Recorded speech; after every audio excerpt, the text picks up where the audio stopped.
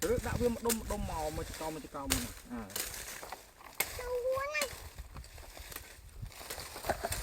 Chơi.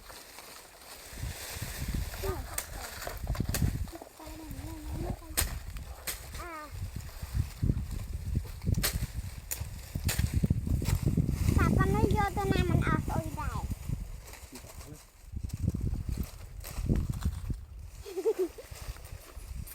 Dạ tha cô lì. Chụp thiệt. Dạ cô lì.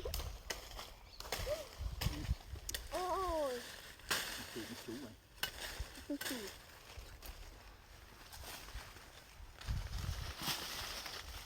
Ba này apa? Có bây giờ nào.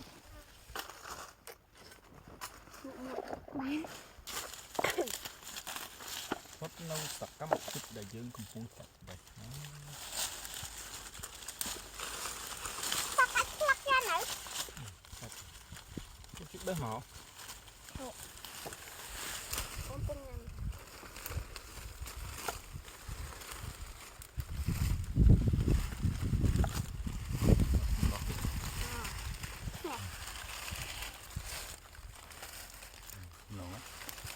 Nhông là có hòm.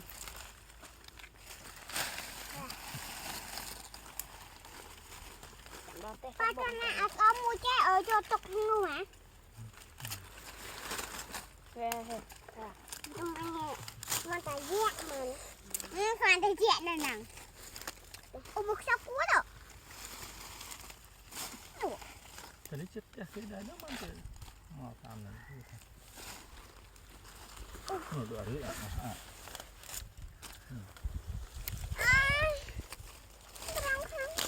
Bỏ cái trái. Bà ăn xem hả? Mẹ si bà. Mẹ si bà. Mẹ si anh ấy mẹ hiền. Mẹ hiền. Hả?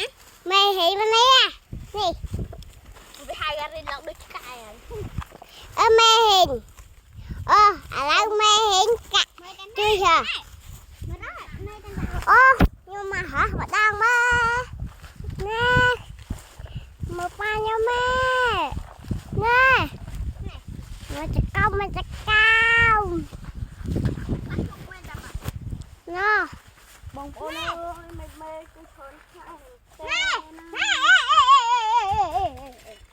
Nha nè, mơ hiện thật ai à? Mơ cái xạ xì của tao ra. Nè. Nó xong rồi thì mày ta.